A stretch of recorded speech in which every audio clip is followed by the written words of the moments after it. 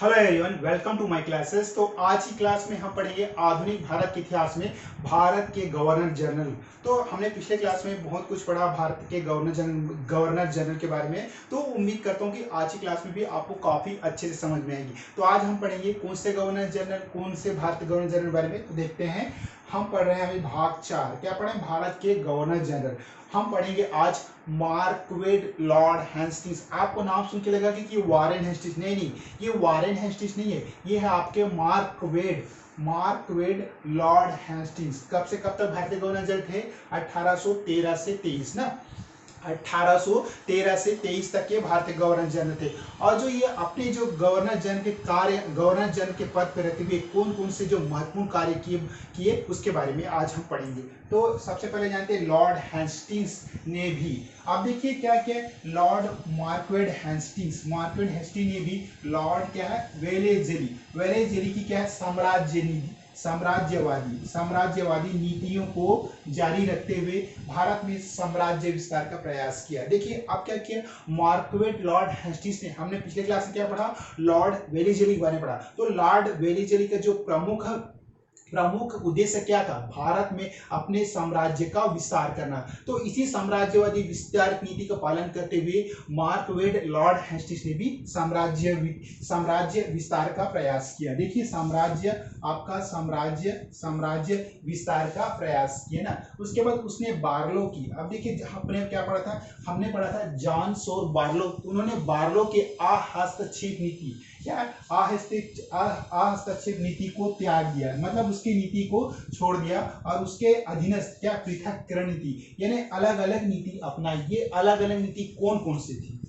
तो देखिए इन्होंने क्या, जो आपका मार्क्वेड लॉर्ड हेस्टिंग्स ने नेपाल युद्ध का हुआ आपका 1814 से 16 में, क्या आख्तर लोनी, कौन से है ना, आख्तर लोनी द्वारा क्या गोरखे को परास्त किया। देखिए मैं आपको समझाता हूँ। जो आपका लॉर्ड क्या है, लॉर्ड मार्क्वेड हेस्टिंग्स ने क्या किया नेपाल युद्ध में? क्या किया? नेपाल युद्ध का हुआ आपका 1814 से 16 में। क्या इनकी जो महत्वपूर्ण भूमिका निभाई किसने? मार्क्वेड लॉर्ड हेस्टिंग्स ने। तो उसने क्या किया आख्तर लोनी द्वारा, क्या किया आख्तर लोनी द्वारा गोरखे, ये आप देख रहे हैं ना आप, ये गोरखों को क्या परास्त किया नेपाल युद्ध में ना। उसके बाद आपका संगोली की संधि, ये आप संगोली की संधि 1815 के द्वारा युद्ध का अंत हुआ। देखिए अब जो नेपाल का युद्ध किसकी संधि से आपका मतलब समाप्त हुआ? वो है आपका संगोली क्या रखेंगे?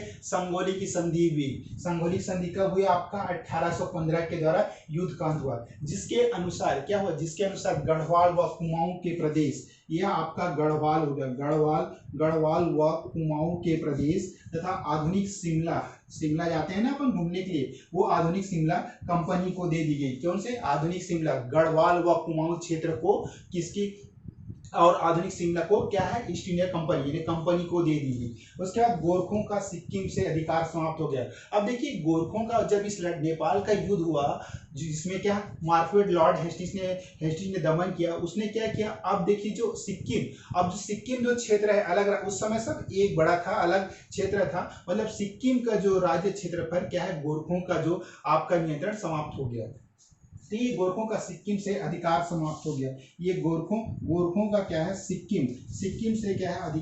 अधिकार समाप्त हो गया ना। उसके बाद क्या? पिंडारियों का दमन। अब यहाँ पे आ गया पिंडारियों का दमन। देखिए मार्क्वेड हेस्टिंग्स ने क्या पिंडारियों का भी दमन किया। तो इसमें देखते हैं हेस्टिंग्स व टॉमस, ये टॉमस हिस्लोप क्या है? इसको देखेंगे, ये हेस्टिंग्स व टॉमस हिस्लोप द्वारा किसका क्या? पिंडारियों का दमन किसने किया?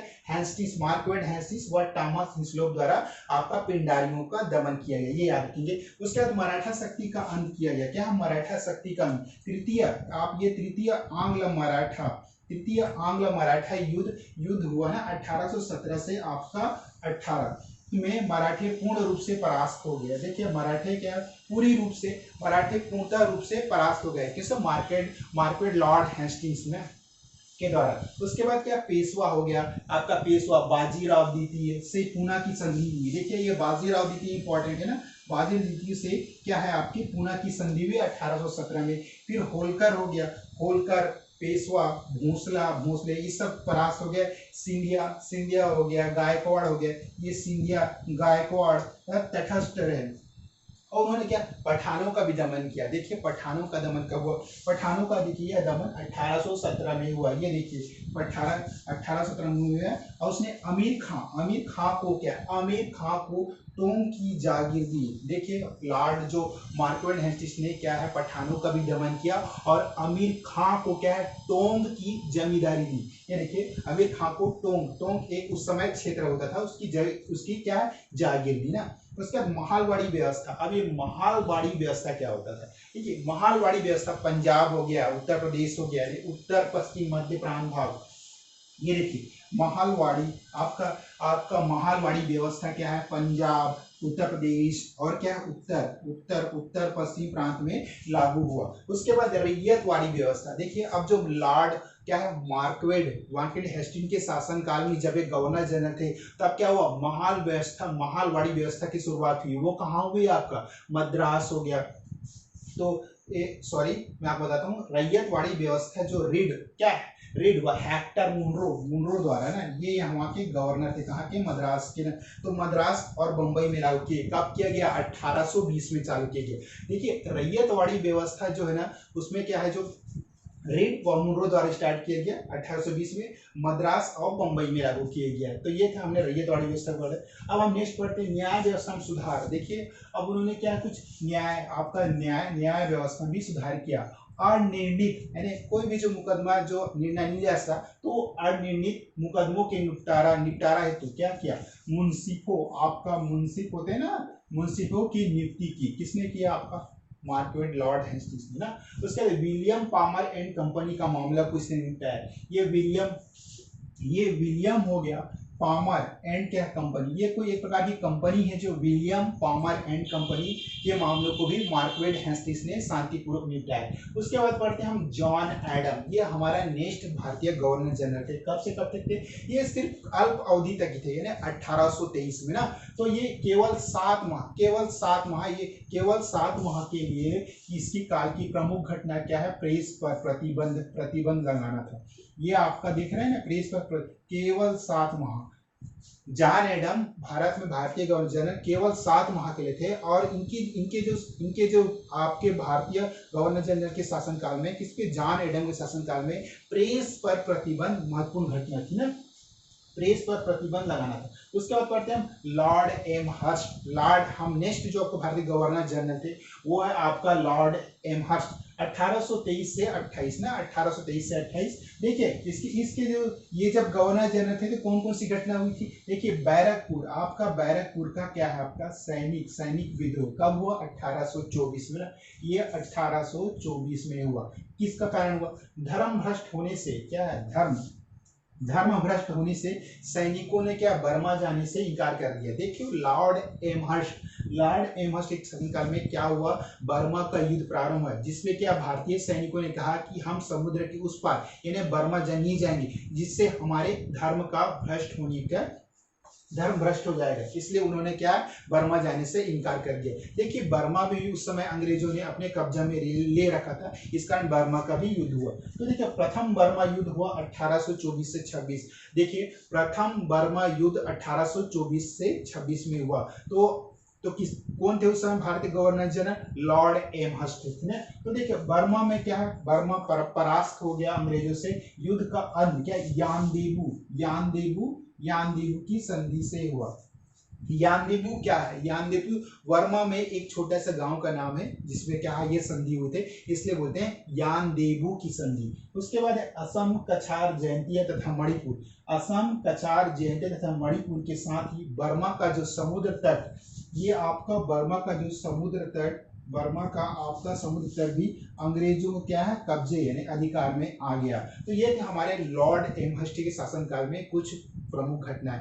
बस यही थी, आप बर्मा का युद्ध को याद रखेंगे। उसका चलो हम एक बार फास्ट नेक्स्ट रिवाइज करते हैं। हम पढ़ रहे हैं आधुनिक भारत के इतिहास में भारत के गवर्नर जनरल। इसमें सबसे पहले आपका लॉर्ड मार्कवेड हेस्टिंग्स के बारे में पढ़े। देखिए 1813 से 23 तक के भारतीय गवर्नर जनरल थे। लॉर्ड हेस्टिंग्स ने भी लॉर्ड वेलिस्ली की साम्राज्यवादी नीति को अपनाते हुए उन्होंने क्या है को जारी रखते हुए भारत में साम्राज्य विस्तार का प्रयास किया। उसने बार्लो की अहस्तक्षेप नीति को त्याग दिया और अधीनस्थ पृथककरण की नीति अपनाई। देखिए इसके शासनकाल में कौन कौन से घटना हुए। नेपाल युद्ध हुआ 1814 से 16, फिर आख्तर लोनी द्वारा क्या गोरखे परास्त, फिर संगोली की संधि हुई 1815 के द्वारा युद्ध का अंत हुआ, जिसके अनुसार गढ़वाल व कुमाऊं के प्रदेश तथा आधुनिक शिमला जो कंपनी क्या है अंग्रेजों के हाथ लगी है ना, कंपनी के हाथ आ गई आधुनिक शिमला। उसके बाद क्या है गोरखों का सिक्किम से अधिकार समाप्त हो गया। उसका क्या पिंडारियों का दमन किया गया। पिंडारियों का दमन में क्या हैस्टिंग्स व टॉमस हिस्लोग द्वारा क्या है द्वारा दमन किया गया पिंडारियों का। फिर क्या मराठा शक्ति क्या अंत हो गया। तृतीय आंग्ल मराठा युद्ध, आप लोग इसको याद रखेंगे कि लॉर्ड मार्क्वेट हेस्टिंग्स के जो भारतीय गवर्नर जनरल थे तो तृतीय आंग्ल मराठा युद्ध हुआ था ना, तृतीय आंग्ल मराठा युद्ध। ये देखिए तृतीय आंग्ल मराठा युद्ध हुआ था 1817 से 18 में। उसके बाद जिसमें मराठे क्या पूर्ण रूप से परास्त हो गए। पेशवा बाजीराव द्वितीय से पूना की संधि हुई। उसके बाद जब हारने के बाद क्या हुआ, पेशवा और बाजीराव द्वितीय से क्या हुए आपका पूना की संधि हुई 1817 में। होलकर हो गया, पेशवा हो गया, गायकवाड़ हो गया, भोसले परास्त हो गया, सिंधिया गायकवाड़ जो तटस्थ रहे, मतलब ये सब युद्ध में लगातार अपनी उपस्थिति देते रहे। उसका पठानों का दमन किया 1817 में हो गया। फिर आमिर खां को क्या है टों की जागीरदार दी गई, ये जागृति की। फिर महालवाड़ी व्यवस्था की शुरुआत हुई, कहाँ हुई आपका, इसको याद रखना कि लॉर्ड क्या मार्क्वेट हेस्टिंग्स के साथ के जब भारत गवर्नर जनरल थे तो महालवाड़ी व्यवस्था की शुरुआत हुई थी। वो है आपका पंजाब हो गया, उत्तर प्रदेश हो गया और उत्तर पश्चिम प्रांत में महालवाड़ी व्यवस्था की शुरुआत हुई। अब महालवाड़ी व्यवस्था के साथ साथ ही क्या हुआ, रैयतवाड़ी व्यवस्था के भी प्रारंभ हुआ। जो रैयतवाड़ी व्यवस्था का शुभारंभ कहाँ हुआ आपका मद्रास में। हेक्टर मुनरो एवं रीड द्वारा 1820 में क्या है मद्रास क्या सबसे पहले मद्रास और बंबई में लागू किया गया। तो ये था हमारे क्या लॉर्ड मार्क्वेट हेस्टिंग्स के बारे में। और नेक्स्ट उसने क्या किया, न्याय व्यवस्था में सुधार किया। देखिए अनिर्णित मुकदमों से निपटारा हेतु, यानी जो कोई मुकदमा ना चल रहा, जिसका कोई केस जीता ना जा रहा हो, जिसको जितना निश्चय ना हो, यानी अनिर्णित है, मतलब उस केस का भी इन्होंने निपटारा किया। तो उस निपटारा हेतु क्या किया, मुंसिफों की नियुक्ति की। किसने की, मार्क्वेट लॉर्ड हेस्टिंग्स ने मुंसिफों की नियुक्ति की। उसके बाद विलियम पामर एंड कंपनी मामला, ये कोई कंपनी थी अंग्रेज, तो उसको भी इन्होंने सफलतापूर्वक इसका दमन किया। उसके बाद हम पढ़ते जॉन एडम्स, ये केवल 7 माह के लिए भारतीय गवर्नर जनरल थे।